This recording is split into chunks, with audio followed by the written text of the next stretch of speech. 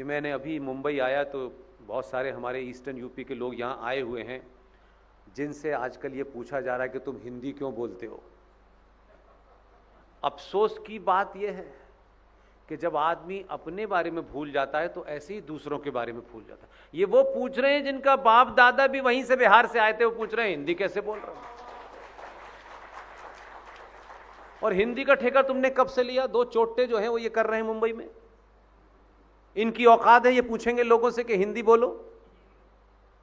दम है तो मैंने पिछले भी प्रोग्राम में कहा था, अभी भी कह रहा हूं, अगर हिंदी बुलवाने का इन दो चोटों को इतना शौक है तो जाएं और मुसलमानों से कहें कि कल से अजान हिंदी में नहीं मराठी में होगी।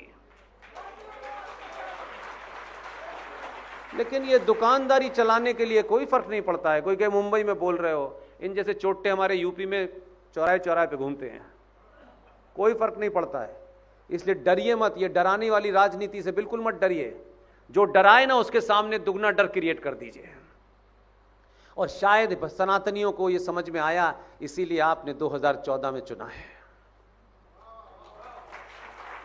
अब आप उसको रैपिंग अच्छी करें कि जरा सा ये बुके अच्छा लगना चाहिए, नहीं, बुके के अंदर जो है वो अच्छा होना चाहिए, रैपिंग में मत जाइए। नहीं, सरकार वो देश का विकास, सबका साथ सबका विश्वास। हमको किसी का विश्वास नहीं जीतना सिवाय सनातनियों के अलावा। जिसको रहना है रहे, जिसको जाना है भाड़ में चला। ये बड़ा बनने की जो मानसिकता है, सबके अंदर अच्छा दिखने की मानसिकता है, देखो हम सबको साथ नहीं, हमको नहीं लेके चलना, जिसको आना है आए, गेट लॉस्ट। ये बीमारी क्यों है आपको भाई? हमें इनको भी इंसान बनाना। भाई जानवर इंसान नहीं बनते हैं। या तो आप उन्हें जानते नहीं है या उनको अपनी तरह समझ रहे हैं। अपनी तरह मत समझिए। जो ये कहते हैं कि हम एक हैं, नो।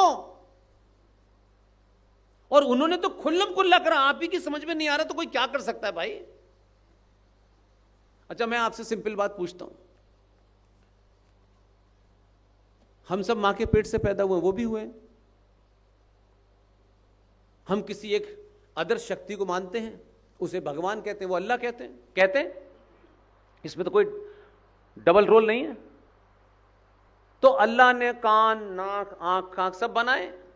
किसी का एक उंगली नहीं बनाया तो वो वहीं से नहीं बनाया। ये वो जिम्मेदार है इसके लिए, हम जिम्मेदार नहीं है। तो हम जब ऊपर से नीचे आए थे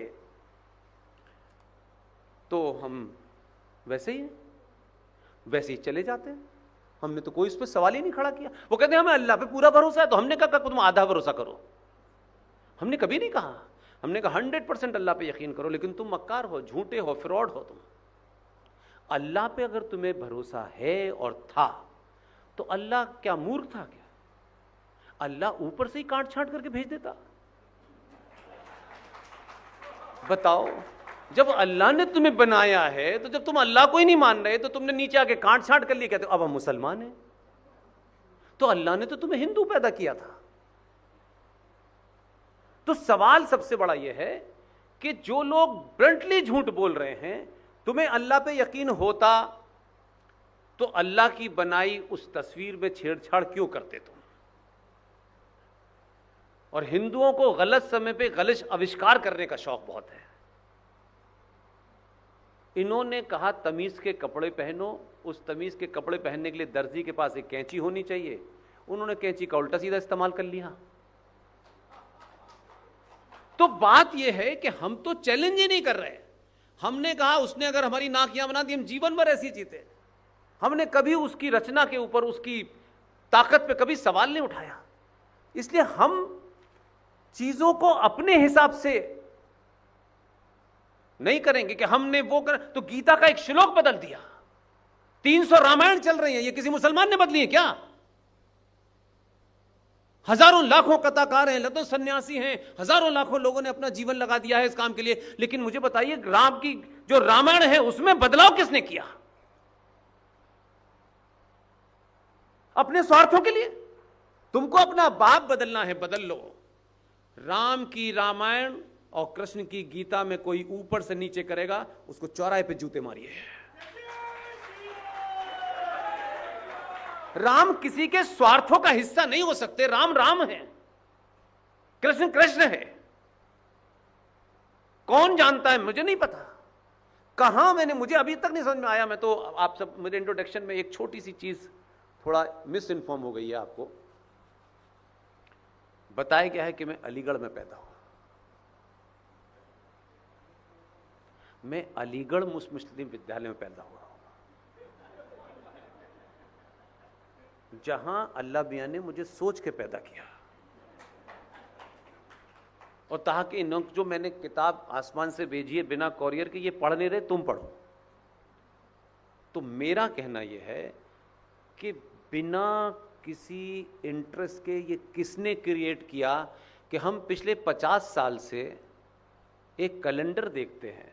और मैं जब क्योंकि मेरा थॉट प्रोसेस दूसरा है, मैं जब देखता हूं तो मैं आप सोचता हूं यार, दुनिया का इतना बड़ा फिलोसफर, इतना बड़ा फिलोसफर,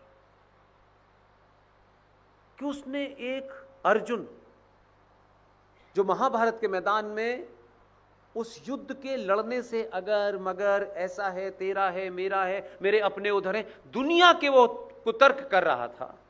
लेकिन भगवान कृष्ण ने अपने तर्कों से, लॉजिक से, फैक्ट के फिगर के साथ में उस अर्जुन को, जो उससे भागने की कोशिश कर रहा था, अपने शब्दों से, अपने तर्कों से उस अर्जुन में इतनी चेतना पैदा की और कहा कि ये धर्म और अधर्म की लड़ाई है।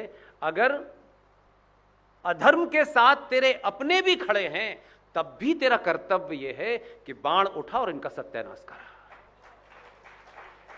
और उसने किया। उस कृष्ण को हमने पिछले 40-50 साल से माखन चोर और गोपियों के कपड़े लेकर पेड़ पे बैठा दिखा दिया। अब मैं आपसे एक प्रश्न करता हूं, हम सब ने सत्तू खाया है जो 1 आध हफ्ते तक चलता है। ये जो जनरेशन है ये 2 मिनट से ज्यादा नहीं है। 2 मिनट में मैगी तैयार, 2 मिनट में खाई, 2 मिनट में डाइजेस्ट। अब ये बच्चा ये देख रहा है कि कृष्ण जी कपड़े लेके बैठ रहे हैं, तो इसके मन में भाव क्या आएगा कि कृष्ण जी गोपियां नहा रही हैं और ये उनके कपड़े लेके पेड़ से बैठ। उसके मन के भाव को समझने की कोशिश कीजिए। उसने सत्तू नहीं खाया है, वो उसके मन में वही विचार आएगा जो आपकी समझ में नहीं आ रहा है, और फिर आप उसे कृष्ण बनने की उम्मीद करते हैं। हमने जो पूरी कहानी आधी अधूरी सुनाई है, कृष्ण के चरित्र को हमने कहां जाके खत्म कर दिया है। तो हम बड़े होकर के इस डर से कि नहीं हमारा बच्चा अर्जुन न बने तो पड़ोसी का बनेगा। सच बोलिए। ये सच बोलने का समय कम से कम आपको 400-500 साल बाद मिला है।